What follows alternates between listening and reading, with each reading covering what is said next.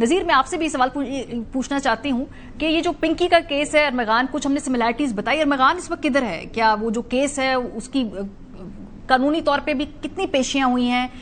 Next hearing कब है? तफ्तीश वहां पे कहां तक पहुंची है?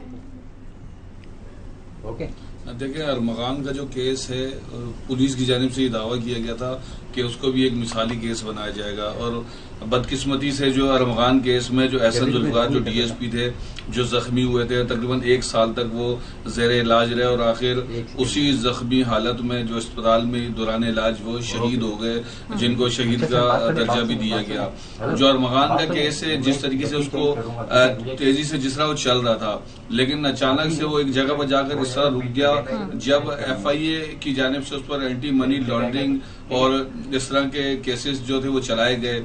सबसे पहले तो हमने बहुत ज्यादा तेजी देखी कि FIA की जानिब से उसकी 4 गाड़ियों को बरामद किया गया, जिसमें 2 गाड़ियां उसके घर से, फिर 1 गाड़ी मलीर से और एक शायद हैदराबाद से गालिबन बरामद की गई। वो 4 गाड़ियों को अभी भी FIA साइबर क्राइम का दफ्तर है, जो अब NCCI के दफ्तर हो चुके हैं, वहां पर आपको मिलेंगी। तो 20-22 करोड़ मालियत की ये गाड़ियां हैं। लेकिन अरमगान का केस ऐसा लगता है जैसे उसको फुल स्टॉप लगा दिया गया है, ना ही उसकी अब अदालत में कोई पेशी सामने आती है, ना ही उसके ऊपर ऐसा लगता है उस दिलचस्पी से काम किया जा रहा है। उसके ऊपर AD शाहिद नाम का FIA का अफसर था, जिनकी जानिब से जब उस पर काम शुरू किया गया था तो उसी वक्त हमें अंदाजा हो गया था कि केस जो है उसको एक ब्रेक सी लग गई है, और अरमगान जिसको कटेरिया तक ले जाने का दावा किया गया था, क्योंकि उसने सिर्फ मुल्क के जो गैर मुल्की लोगों को नुकसान नहीं पहुंचाया, बल्कि उसने अपने ही एक दोस्त को पहले कत्ल किया, उसके बाद उसको जिंदा जला दिया।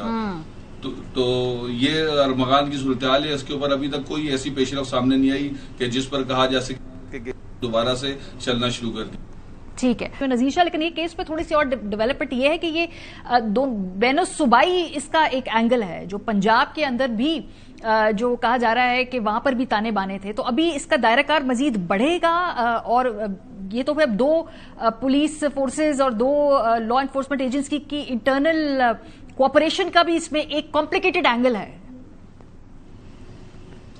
देखिए मारिया, इसके अंदर बढ़ेगा नहीं बल्कि बढ़ाया जा चुका है। इस वक्त पाकिस्तान के जितने अहम शहर हैं, कराची, लाहौर, इस्लामाबाद और दीगर तमाम की जो पुलिस है, स्पेशली पंजाब और कराची पुलिस इस वक्त ऑन बोर्ड आ चुकी है। आपस में इंटेलिजेंस शेयरिंग की जा रही है।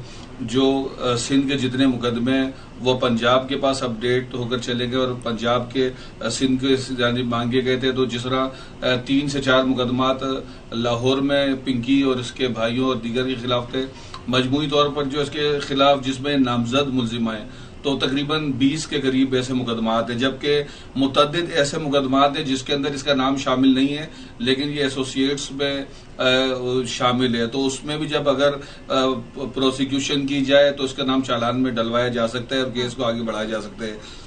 जो ये मामला, ये बैनुल सूबाई जो शुरू में जो नजर आ रहा था कि शायद ये कोकेन का काम बैठकर करती है और सिर्फ कराची या लाहौर की मार्केट को ग्रैब किया हुआ है, तो वो दावा थोड़ा सा कम साबित हुआ। ये इससे कहीं ज्यादा बड़ा ये काम करती थी। जब ARY न्यूज ने सिर्फ एक नेग्लिजेंस की खबर ब्रेक की, क्योंकि ये एक्सक्लूसिव ब्रेकिंग ARY न्यूज की थी जब हमने पिंकी की गिरफ्तारी की खबर नशर की।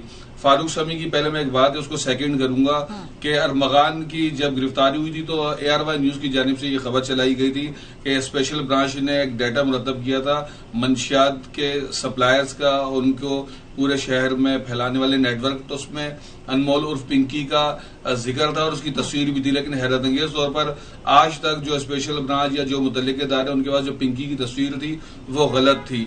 जो वो एक और पिंकी नाम की खातून थी जिसने सोशल मीडिया पे क्लेम भी किया कि बार बार उसकी तस्वीर चला दी जाती है।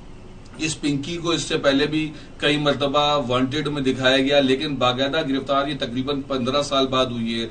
ये इसका सबसे बड़ा जो इसकी लेबोरेटरी थी वो कराची में थी और दूसरी लाहौर में थी। प्रॉपर इसने इस तरह के केमिकल्स रखे हुए थे जिसमें लेटोकेन, केटामाइन, मैथ और एफेड्रिन, इन तमाम अज्जा को मिलाकर ये 300 ग्राम कोकेन को 1000 ग्राम तक ले जाती थी। और जो कोकेन मार्केट में 8 से 10,000 रुपए ग्राम मिलती है, तो वो 25,000 व्हाइट और 40-45,000 गोल्डन की 1 ग्राम जो है ये हेरोइन फरोख्त करती थी।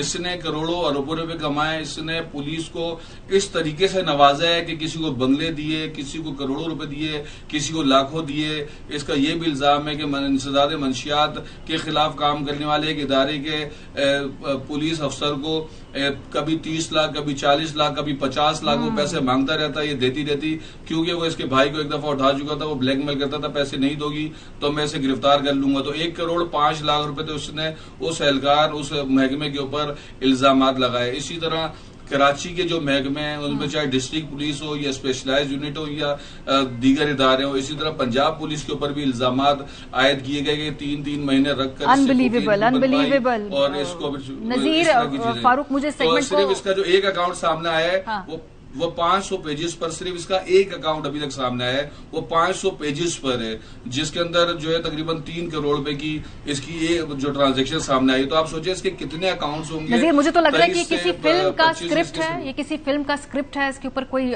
हॉलीवुड या पाकिस्तान में एक ब्लॉकबस्टर फिल्म बन सकती है। बहरहाल बहुत शुक्रिया आप दोनों। इस केस पे नजर रखिए, मजीद हम आपसे अपडेट्स लेते रहेंगे।